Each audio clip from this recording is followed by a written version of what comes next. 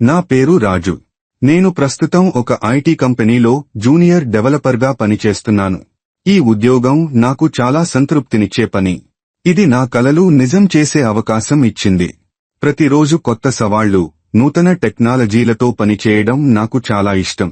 నేను అనుకున్నట్లుగా నా జాబితాలో ఉన్న ప్రాజెక్టులు సఫలీకృతం అయ్యాయి. ఒక ప్రాజెక్ట్ను పూర్తి చేసినప్పుడు టీంతో కలిసి సెలబ్రేట్ చేయడం, అంతరంగికంగా కలిసి ఎంజాయ్ చేయడం చాలా ఆనందంగా ఉంటుంది. నాకు నా మేనేజర్ దగ్గర నుండి ఎంతో సహాయం లభించింది. వారు నాకు మార్గదర్శనాన్ని ఇచ్చి అద్భుతమైన పరిష్కారాలను చూపించారు. అలా అడిగిన ప్రశ్నలకు సమాధానాలు పొందడమే కాకుండా నేను కోరిన విధంగా కొత్త విషయాలు నేర్చుకోవడం కూడా చాలా ఆనందం. ఈ ఉద్యోగం నాకు మరింత పెరుగుదల, అభివృద్ధి మరియు సొంత జీవితంలో సాధించాలనుకునే లక్ష్యాలను చేరుకోవడానికి ఒక మద్దతుగా మారింది. కొన్నిసార్లు ఆఫీసులో జరిగే fun and action, team FIM, team fun and interaction moments నాకు మరింత ఉత్సాహం ఇస్తాయి. ఈ ప్రయాణంలో నేను జీతం కంటే ఎక్కువగా నేర్చుకుంటున్నాను. ప్రతిరోజు కొంచెం మెరుగై ప్రపంచాన్ని కొత్త కోణంలో చూడగలుగుతున్నాను.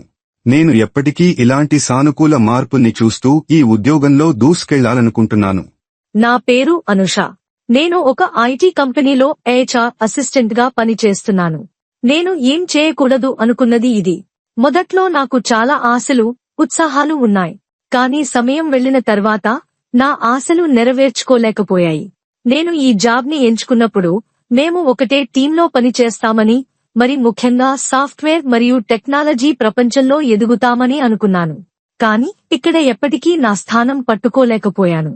నా పని చాలా రిపిటిటివ్ గా మారిపోయింది. ఆఫీసులో ప్రతిరోజు అదే పనులు చేసుకుంటూ నాకు జ్ఞానం పెరగకుండా పోయింది. నేను సృజనాత్మకతను ఇవ్వగలిగే అవకాశం కనిపించలేదు.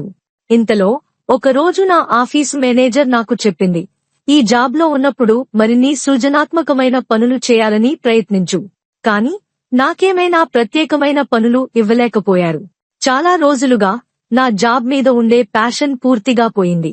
కొన్నిసార్లు సృజనాత్మకంగా ఆలోచించడానికి అవకాశం లేకుండా ఇక్కడ నాకు కంటెంట్ గా రోజూ ఒకే విధంగా చేసే పనులతోనే సరిపోవాల్సి వస్తోంది. కానీ హృదయానికి చాలా బాధను కలిగించే విషయం ఏమిటంటే నాకు ఏ విధమైన సపోర్ట్ లేదా మార్గదర్శనం కూడా ఇవ్వబడలేదు.